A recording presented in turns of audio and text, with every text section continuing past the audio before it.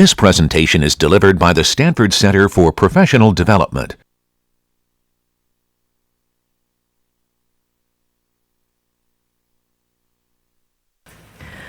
Okay, anything administratively you'd like to ask about? How many people have completed assignment 1, done the whole thing? All right, you get a gold star. All right, you guys want to be him, is what it is, because this guy's getting to go skiing guilt-free, right? You guys, if you're going skiing, won't be guilt-free, and you'll be working late to finish it off, and he is sleeping easy. How many people have at least 1 or 2 of the problems done? Okay, that's a good number. Okay, so we're still making progress. Okay. So I had just started to talk a little about this idea of a template, which is the C++ equivalent of the Java generic.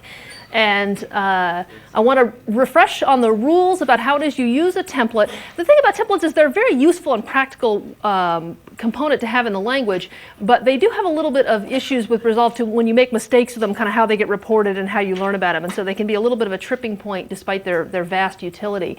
Let me just remind you about what it means to use a template, right, is that you include the interface file as usual. We're trying to use a vector to hold some sequence of things, right, so we include the vector.h.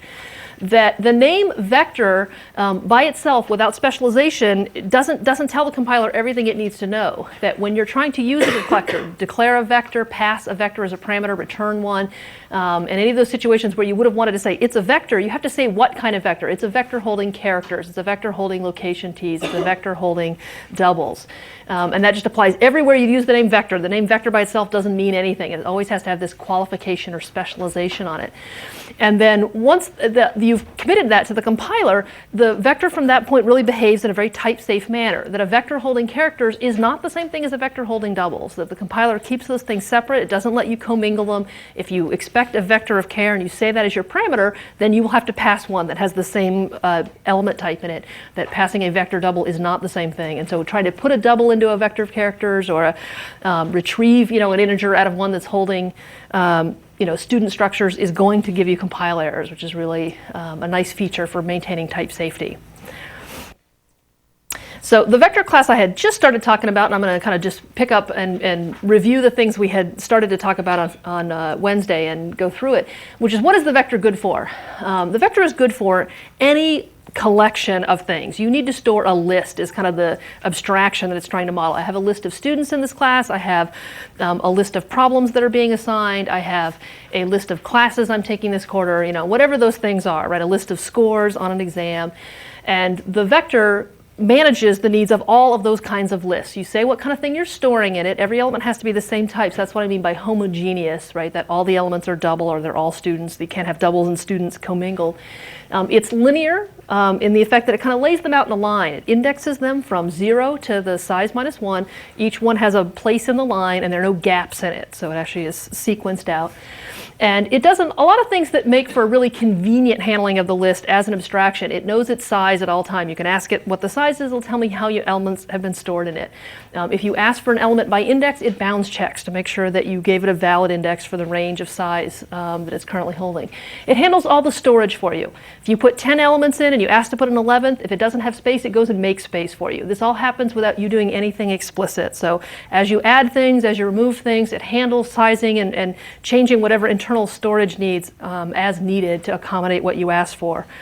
It has convenient operations for inserting and removing. Where you want to put something in a slot, it'll move everything over to make space for it or to shuffle it down to close over that space. It also does what we call a deep copy. A deep copy is sort of a CS term for if I have a vector holding 10 numbers and I assign that to another vector, it really does make a new vector that has the same 10 numbers. And that deep copy means it's more than some sort of shallow, like, well, they're sharing something. They really are creating a clone of it. So taking that same, however big that vector is, whether it has 100 or 1,000 or 2 entries, it makes a whole copy, a parallel copy that has the same size and the same entries that was based on taking the original input and reproducing it in a new vector. And that happens when you do assignment from one vector to another. It happens when you do a pass by value of a vector into a function that takes a vector by value, or when you return a vector from a function. So in all those cases, it's doing kind of a full deep copy that is unlike those of you who had a little experience working with the built-in array know that it doesn't have those behaviors, and that comes as a little bit of a surprise. The vector behaves just like the primitives in the sense that there's no special knowledge you need to know about how it's the assignment affects other copies of the same vector. So your typical usage is you create an empty vector, you add and you insert, remove to kind of jostle up the contents. You can access the elements once they're in there using member functions set at and get at that allow you to change the value at a location or get the value.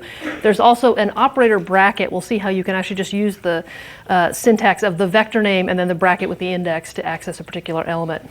Useful for all sorts of things. Question here. Yeah, can you make a multi-dimensional vector? So you can make a vector of vectors. We'll see that the next class I'll talk about is a grid, which is kind of just a 2D thing that's already built. And you can also build vectors of vectors and vectors of vectors of vectors to build to higher and higher dimensions. And there's a little bit more syntax involved in doing that, but it kind of the same basic functionality kind of applies in higher dimension. So this is the basic interface of the vector, supplied as a template. So all the way through it, right, it refers to elem type as what you get at, what you set at, what you add, and you insert. All the kind of values that are going in and out of that vector are left using this placeholder rather than saying it's explicitly a double or a string or something, making no commitment about that, just leaving it open. And then that template type name elem type is the way that the whole class is introduced to say this is a pattern from which you can create a lot of different vector classes.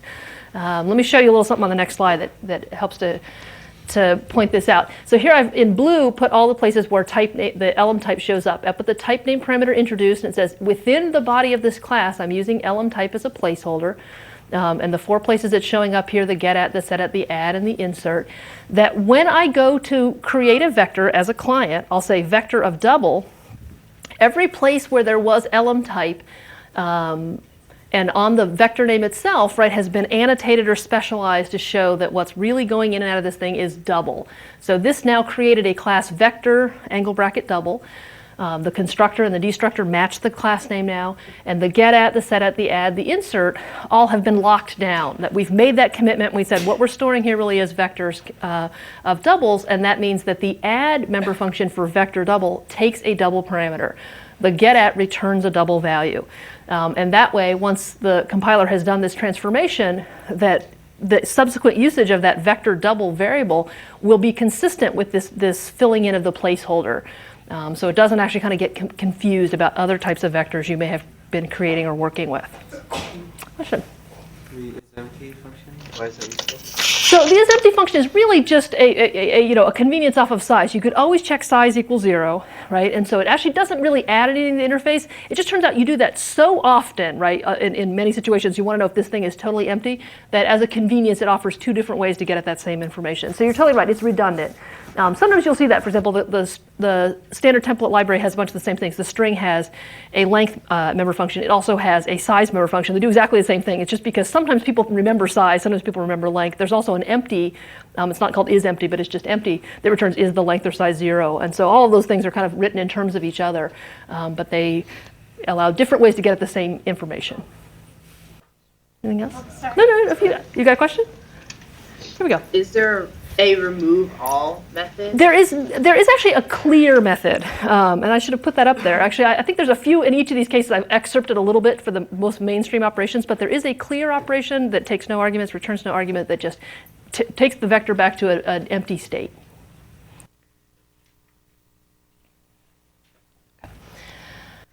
So here's a little bit of code that shows some of the common use of vector and how you might do stuff with it, that just gets you familiar with, okay, what does the syntax look like? So I'll look at this top function together. This is make random vector. You give it a parameter, which is the size, and it will fill a vector of integers with a sequence of random numbers up to that size. You say I'd like a length 10 vector filled with random numbers. It'll make a 10 member vector, stuffing in random numbers generated using the random library here. So you'll see the declaration here. So I included vector.h. The compiler knew what I was using. I specialized when I declared that vector. And so the constructor for vector creates a new empty vector of that type, in this case, vector of integer.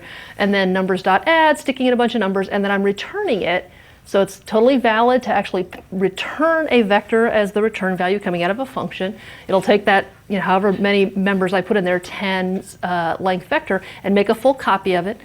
And then when I'm down here and I'm saying nums equals make random vector, it actually copied that 10 member vector into the variable being stored in main. So now I have a 10 member thing with some random contents. The next thing I did with it was pass it to another routine that was going to print it. And there I am getting that vector, and this time I'm accessing it in here by reference. This is just to show you that in typical, because of the deep copying semantics, it does mean if I didn't pass by reference, it means the full contents of the vector would get copied when I passed it to some function. That there's no harm in that per se, other than the fact that it can get inefficient, especially as the vector gets larger. It has hundreds and thousands of entries, that making a full copy of those can have some overall efficiency effects on the program. Passing by reference means it didn't really copy, it just kind of used the copy that was out here by reference, so reaching out and accessing it out of main. So in here, using the size to know how many elements are in the vector, and then this is what's called an overloaded operator, that the square brackets that you may have seen in the past to use array access in the languages can be applied to the vector, and it uses the same sort of syntax there where you put an integer in that tells you what index, and indices from 0 to size -1 are the valid range for the vector, and it accessed that integer and printed it out. So anything you would have done on any kind of array, reading a bunch of contents from a file, printing these things out, rearranging them into sorted order, inserting something into sorted order, all those things are operations that work very cleanly when mapped onto what the vector provides. One of the really nice things, right, is unlike most array, like the built-in array of C++, you don't have to know in advance how big the vector is going to be. It just grows on demand. So if you were reading a bunch of numbers from a file, like you are in your assignment 1, you don't have to have figured out ahead of time how many numbers will be there so that I can allocate the storage and set it aside. You just keep calling v.add, on your vector, and as needed, it's just making space. So if there's 10 numbers in the file, there's 100, there's a million, it will just make the space on demand, and you don't have to do anything special to get that access. Question? The square brackets. No, the Oh, the angle brackets. yeah, they determine the size of it, and then no. No. So the angle brackets are used in this case just for the vector specialization, what type it's being stored in. The square brackets here are being used for I'm accessing a particular member out of the array by index. And then make random size actually create. So yeah, what happens so if you look at make random vector, it created an empty vector. So the typical usage pattern for vector is you create it empty, and then you add things to grow it. So you actually never in here actually have to say how big it's going to be. It just, on demand, as I call numbers.add, it got one bigger each time through that loop. And if I did that 100 times, that'll have a 100 entry vector. So there isn't actually a mechanism where you say, make it 100 in advance. You will add 100 things, it will have length 100. If you inserted 100 things, whatever. The add and the insert both cause the size of the vector to go up by 1, remove causes it to go down by 1. Brackets to access a specific element and write to it, and it's not yet that big, will it automatically fill in? No, it will not. So the square brackets can only access things that are in the vector already. So you can overwrite it if it's there, but if you have a 10-member vector and you go to say v sub 20, it will not sort of invent the 10 members in between there and make that space. So the things that are valid to access to read from are the same ones that are valid to write to. So you can use the square bracket on either side of the assignment operator to read or to write, but it has to still be something that's already in there. If you really want to put 100 zeros into it, you need to write a loop that puts 100 zeros into it using add. Way in the back. In the print function, are we passing it by reference only for efficiency or for any other? Only for efficiency in this case, right? I'm not changing it, so if I was planning on going in here and multiplying everything by 2 or something, I would need that pass by reference to see those changes permanently affected. This actually isn't making any changes to the vector, it's just reading the contents of it, so it could be passed by value and have the same effect, right? I wouldn't see any change in the program, it would just run a little slower if I did that. We will typically, though, you'll see that kind of just by habit, we will almost always pass our collections by reference because of the concern for efficiency in the long run. So even though we don't plan on changing it, we'll use that to save ourselves some time. Anything else about vector? What's the line, the second to last line? Or print here? The second to last line before printing. The one that right here where I'm doing so this is declaring vector int nums, so making the new variable, and it's assigning it the return value from calling the make random vector function. So it's actually declaring and assigning it in one step, where that assignment caused a function to be called that stuffed it full of random numbers and returned it. Okay. 10 in that case means what? 10 in this case is just the size. It's the parameter coming in to make random vector says, make me a random vector containing 10 values. So that's the 10 in this case is just how many things to put in the array. It's like 10 empty slots, kind of. Well, it will make 10 random numbers and stick them into the vector. So when you get it back, you'll have a vector of size 10 that has 10 random entries in it. If I said 100, I'd get 100 random entries. Which library has the random integer function? Uh-huh. Which library has it? It's in random.h. So a lowercase random.h, which is our cs106 one. Okay. So let me just reinforce this idea that templates are type safe, and that if you misuse them, right, you will get errors from the compiler that help you to alert yourself to the mistakes that you've made. If I make a vector specialized to hold ints, so this nums is really an integer vector, I make a vector to hold strings I call words, that I could add integers into the first one, I can add words to the second one, but I can't cross those lines. If I try to take nums and add to it the string banana, it will not compile. So it has a very strong notion of the add operation on this kind of vector accepts this kind of thing. So if it's a vector of strings, the add accepts strings. If it's a vector of int, add accepts integers. And the crossing of that, right, will cause compiler errors. Similarly, when I'm trying to get something out of a vector, that return value is typed for what you put in it. If you have a vector of strings, then what you return is strings, not characters. Or trying to do kind of take one vector is not equivalent to another if their base types are not the same. So a vector of doubles is not the same thing as a vector of integers. And so if I have a function that expects one or tries to use one, it really does have to be a vector of int. A vector of int is not the same thing as a vector of doubles.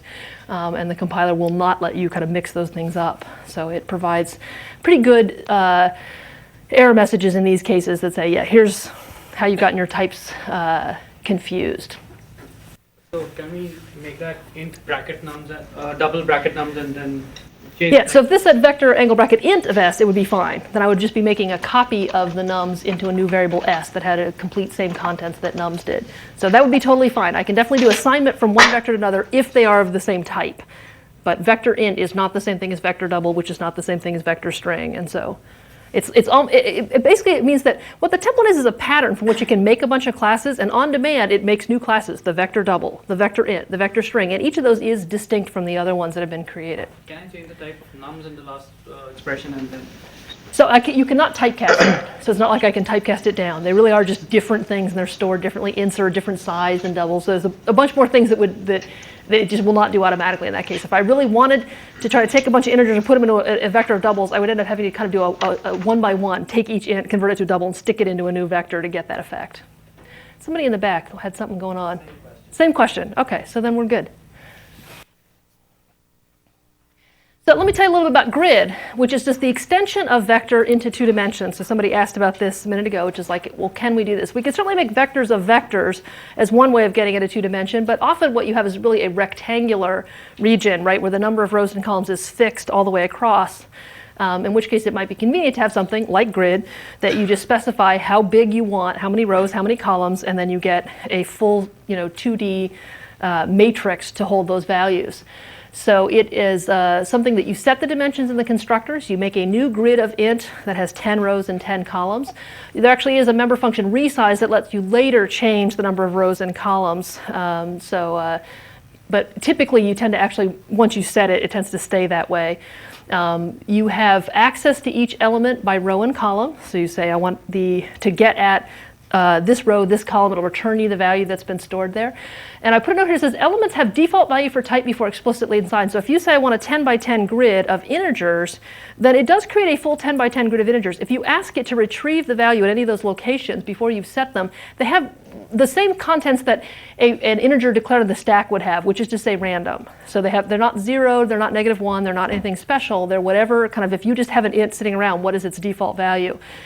For the primitive types, that just means it's random. For some of the more fancy types like string, it would mean that they have the default value for string, which is the empty string. So if I made a 2D grid of strings, then all the strings would be empty until I explicitly did something to set and assign their value. So there's a get at, set at pair that looks very much like the vector form that takes, in this case, 2 arguments, the row and the column. There's also an operator parens that lets you say grid of parens, row, column, and separated by comma. I'll show that syntax in just a second. It does do full deep copying the same way the vector does, which is if you have a 10 by 10 grid which has 100 members, right, when you pass or return it by value or you assign it, it does a full copy of that 100-member grid. Lots of things sort of fit into the world of the grid's utility, right? Any kind of game board, you're doing Battleship, you're doing a Sudoku, you're doing a crossword puzzle, right? Designing a maze, managing the data behind an image or any kind of mathematical matrix or sort of tables tend to kind of fit in the model for what a grid is good for. This is the interface for grid. So a template like vector was. It has 2 different constructors. One that is a little bit of an oddity. This one creates a 0 row, 0 column grid, totally empty, which then you would later most likely be making a resize call to change the number of rows and columns. That might be useful in a situation where you need to create the grid before you kind of have information about how to size it. You can alternatively specify with the constructor the number of rows and calls from the get-go and have it set up. And then you can later ask it for the number of rows and calls, and then you can get at and set at a particular element within that grid. Using those, there's also an operator. I'm not showing you the syntax in these for the operator open parens just because it's a little bit goopy, but I'll show you in the client usage that shows you how it works from that perspective. So this is something that, say, like maybe I was playing a tic-tac-toe game and I was going to use the grid to hold the 3x3 board that has X's and O's in it, and I want to start it off by having all of them have the space character. So I'm going to be using characters in each slot. I create a board of 3, 3. So this is the way you invoke a constructor in C++ that takes arguments. If you don't have no arguments, you don't have the parens or anything, you just have the name. But if it does take 1 or more arguments, you'll open the paren and list them out in order, in this case the 3 and 3 being the number of rows and columns. And so at this point, right, I will have a grid that has num rows 3, num columns 3. It has 9 entries in it. They're all garbage. Whatever characters were left over in that place in memory is what actually will be at each location. And then I did a nested for loop over the rows and columns. And here I'm showing you the syntax for the access to the row column in kind of a shorthand form, where I say board of, and then in parens row comma column equals space. Equivalently, that could have been the member function set at board.set at row column space to accomplish the same result. So this is just like vector sub I. It can be used to read or to write. It does bounds checking to make sure that row and column are greater than or equal to 0 and less than the number of rows or number of columns respectively. So it raises an error if you ever get outside the bounds of the grid. And then this return at the end, right, just returns that full grid. In this case, the 9 by 9 entry 3 by 3 back to someone else who's going to store it and do something with it. Seems okay? Anything else I should tell you? I think that one's pretty good. In the back. Between a vector of vectors and a grid? There is actually one distinction between a vector and vector of a grid that's kind of interesting. The grid is rectangular. It forces there to be exactly the same number of rows and columns kind of for the whole thing. That a vector, if you created a vector, you could individually size each row as needed. This could have 10, this could have 3. So it might be like a vector might be interesting if you had something that, what they call that kind of the ragged right behavior, where they don't all line up over here. But if you really have something that's tabular, that there is a rectangular shape to it, the grid is going to be a little bit easier to kind of get it up and running. But the vectors certainly would work. But it might be, for example, if you were doing an array of class lists where some classes have 10 and some classes have 400, right? That if you tried to do that with a grid, right, you'd have to size the whole thing to have a much larger row dimension than was needed in most cases. Over there.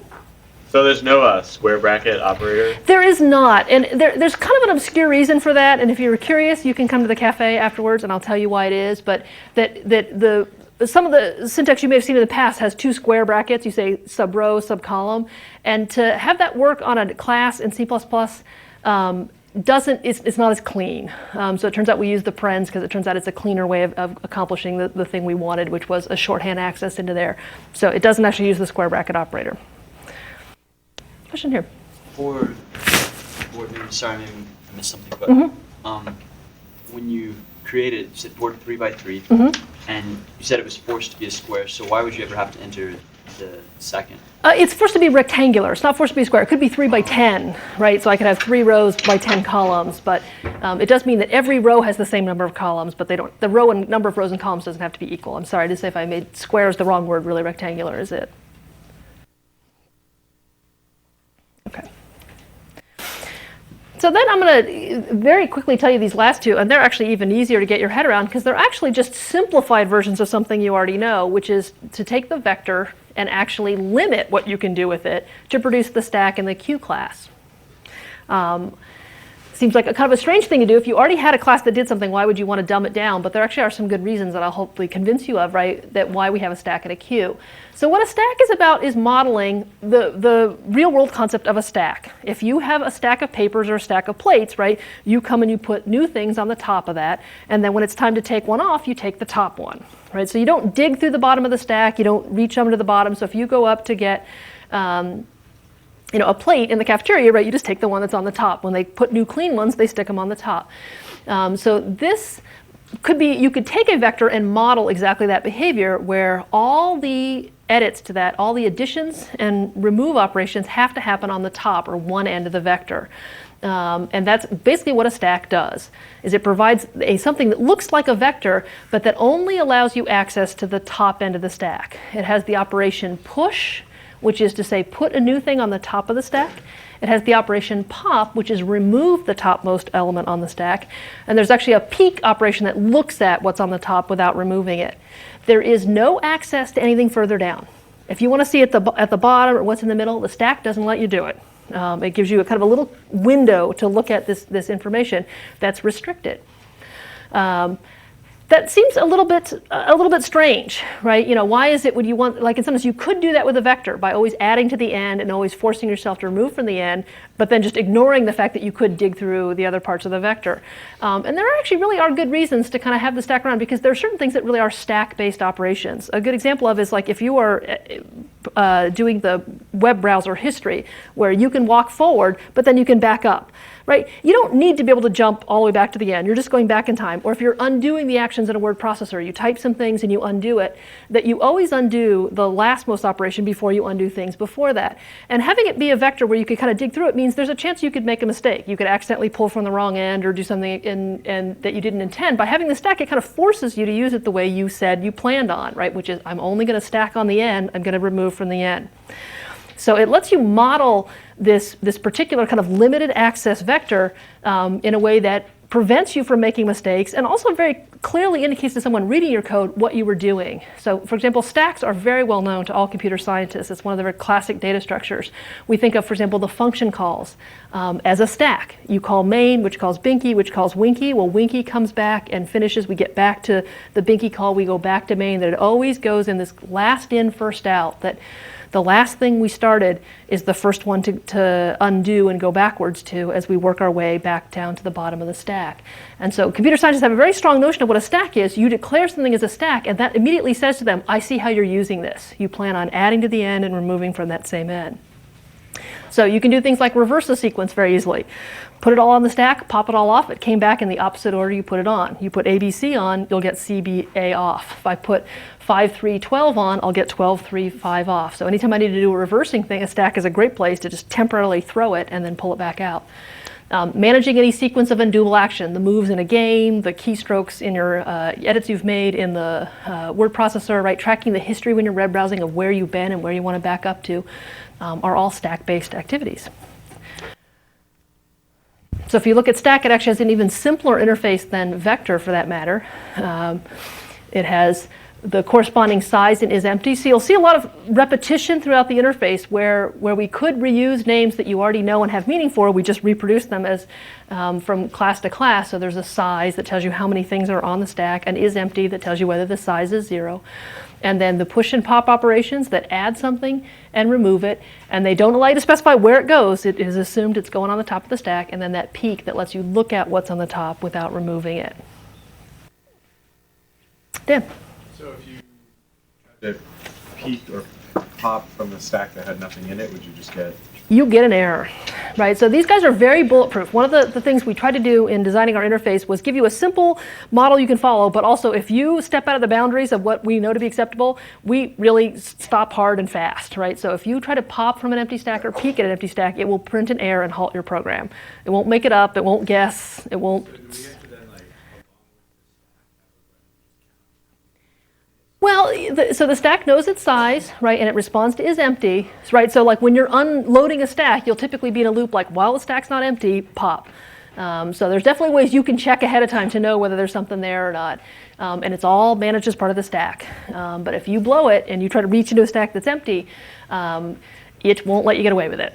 And that's really what you want. That means that they run a little slower than the counterparts in the standard library, but they never let you make that kind of mistake without alerting you to it. Whereas the standard library will actually respond a little bit less graciously. It'll be more likely to just make it up. You tell it to pop, and the contract is, yeah, I'll return you something if I feel like it, and it may be something that actually misleads you into thinking there was some valid content on the stack and causes the error to kind of propagate further before you realize how far you've come from where its real genesis was. So one of the nice things about reporting the error at the first glance is it gives you the best information about how to fix it.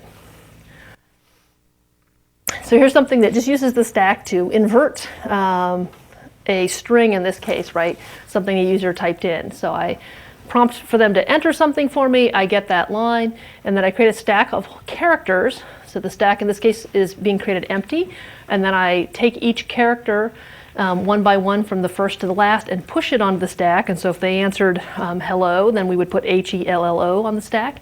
And then to print it backwards, while the stack is not empty, I pop and print it back out. So I'll get OLLEH back out of that, and the loop will exit when it has emptied the stack completely.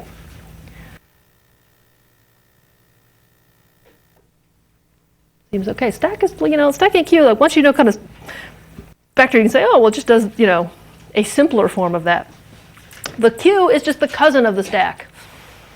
Same sort of idea is that there are certain usage patterns for a vector that form their kind of own class that's worth kind of giving a name to and building an abstraction around, the queue. The queue, instead of being last in, first out, is first in, first out. So the first thing you add into the queue is going to be the first one you remove. So you add at the front, you add at the back, and you remove from the front, it models a waiting line. So if you think of, let's say, the head of the queue and the tail, or the front or the back of the line, that A was placed in the queue first. That operation is called NQ. NQA, NQB, NQC, NQD, and then when you dequeue, which is the remove operation, not a queue, it will pull the oldest thing in the queue, the one that was there first, who's been waiting the longest, so removing the A, and then next dequeue will give you that B, and so on. So it does what you think of as your classic waiting line. You're at the bank waiting for a teller. The keystrokes that you're typing are being likely stored in something that's queue-like, setting up the jobs for a printer so that there's fair access to it where first come, first served. And there's a couple kind of search algorithms that actually tend to use queue as the way to kind of keep track of where you are. So again, I could use vector for this, right? Just making a deal with myself that I'll add at one end and I'll always remove the 0th element. But again, the effect is that if somebody sees me using a vector, that they'd have to look at the code more closely to see all my access to it, when I add and when I remove, to verify that I was using it in a queue-like manner, that I always add it to the back and remove from the front. Whereas if I say it's a queue, they know that there is no other access than the NQ dequeue that operates using this FIFO, first in, first out control. So they don't have to look any closer at my usage of it to know what I'm up to. The other thing that both stack and queue have, which won't be apparent now, but will when we get a little further in the course, is that by defining the queue abstraction to have kind of less features, to be what seems to be less powerful, and have sort of a smaller set of things it has to support, also has some certain advantages from the implementation side. That if I know somebody's always going to be sticking things on this end and that end, but not mucking around in the middle, then I can make certain implementation decisions that support the necessary operations very efficiently, but don't actually do these things well because they don't need to, in a way that vector can't make those trade-offs. vector doesn't know for sure whether people will be mucking around with the middle or the ends or the front or the back. And so it has to kind of support everything equally well. That stack and queue have a really specific usage pattern that then we can use to guide our implementation decisions to make sure it runs efficiently for that usage pattern. So same constructor, destructor, and size is empty, that kind of all our linear collections do. And then its operations, which look just like push and pop, but with a slight change in verb here, NQ and DQ, that add to the back, remove from the front. And then peek is the corresponding look at what's in the front, like what would be DQ'd, but without removing it from the queue. So just see who's at the head of the line. And so a little piece of code I stole from the handout, which sort of modeled a very, very simple sort of like, oh, if you're getting access to the layer and you're getting help, that you might ask the user to kind of say, well, what do you want to do next? Do you want to add somebody to the line, or do you want to service the next customer, right? And so we have this way of getting their answer. And if they said, okay, it's time to service the next customer, then we dequeue and answer the question of the first person in the queue, which will be the one who's been there the longest, waiting the longest. And if their answer was not next, we'll assume it was a name of somebody to stick onto the queue, and so that actually adds things to the queue. So as we would go around in this loop, right, it would continue kind of stacking things up on the queue until the response was next, and then it would start pulling them off, and then we could go back to adding more and whatnot. And at any given point, right, the queue will have the name of all the in-queued waiting questions that haven't yet been handled. And they will be pulled off oldest first, which is sort of the fair way to have access in a waiting line. How you feel about that? So just the very similar to the stack, right? But they, LIFO versus FIFO, managing to come in and come out in slightly different ways. So once you have kind of these four guys, right, you have what are called the sequential containers kind of at your disposal. Most things actually just need one of those things. You need a stack of keystrokes, right, or actions or web pages you visited. You need a queue of jobs being queued up for the printer, right? You need a vector of students who are in a class, right? You need a vector of scores on a particular exam. But there's nothing to stop you from kind of combining them in new ways to build even fancier things out of those building blocks, that each of them is useful in its own right, and you can actually kind of mash them together to create even fancier things. So like I could have a vector of queue of strings that modeled the checkout lines in a supermarket, right, where each checkout stand has its own queue of waiting people, but then there's a whole vector of them, from the 5 or 10, checkout stands that I have, and so I can, find out which one is the shortest line by iterating over that vector, and then asking each queue, what's your size, to find which is the shortest line there, and picking that, right, for the place to line up with my cart. If I were building a game, let's say, where there was a game board that was some grid, and that part of the features of this game was you could stack things on top of each location, then one way to model that would be a grid where each of the elements was a stack itself of strings. So maybe I'm putting letters down on a particular square of the board, and I can later cover that letter with another letter and so on. And so if I want to know what is the particular letter showing at any particular grid location, I can dig out the row column location, pull that stack out, and then peek at what's on the top. I won't be able to see things that are underneath, and that might be exactly what I need in this game, right, is that you can only see the things on the top. The things underneath are irrelevant until maybe you pop them and they are exposed. So we just layer them on top of each other. We can make them as deep as we need to. It's not often they need to go past probably 2 levels, but you can build vectors of vectors of vectors and vectors of queues of stacks of grids and whatever you need to kind of get the job done. There's one little C++ quirk that I'm going to mention while I'm there, which is that the vector of queue of string, right, actually has a closer, a pair of those closing angle brackets that are neighbors there, where I've said I have a queue of string, and then I'm enclosing that to be the element stored in a vector, that if I put these two right next to each other, which would be a natural thing to do when I was typing it out, that causes the compiler to misunderstand what we want. It will read the grid stack string, and then when it sees the string, the next thing coming up will be these 2 greater than signs. It will read them together, so in effect tokenizing it, right, as, oh, these next 2 things go together, and they are the stream extraction operator. And then it just all haywire, goes haywire from there, right? It thinks that you were in the middle of declaring a type, and then all of a sudden you ask me to do stream extraction. What happened, right? It's sad but true. And it will produce an error message, which, depending on your compiler, is more or less helpful. The one in Xcode is pretty nice. It actually says, closing template needs to be, there needs to be a space between it. The one in Visual Studio is not quite as helpful, but it's just something you need to learn to look for, is that you do actually have to plant that extra space in there so that it will read the closer for one and then the second closer without mingling them together. There is an on-deck proposal which shows you that C++ is a live language. It's evolving as we speak, that in the revision of C++ that's being planned, they actually want to fix this so that actually it will be fine to use them without the space and the right thing will happen. And by changing it in the standard, it means the compiler writers will eventually kind of join to be spec compliant, will actually have to change their compilers to handle it properly, whereas they now have little incentive to do so. And then I just put a little note here that as you get to these more complicated things, there is might be some more appeal to using typedef, which is a C++ way of introducing a type name shorthand. You can actually do this for any type in C++. The type name keyword typically is something that would go up at the top of the program. I say typedef, and then I give the long name, and then I give the new short name, the nickname I'd like to give to it. So I can say typedef int banana, and then all through my program use banana as though it were an int.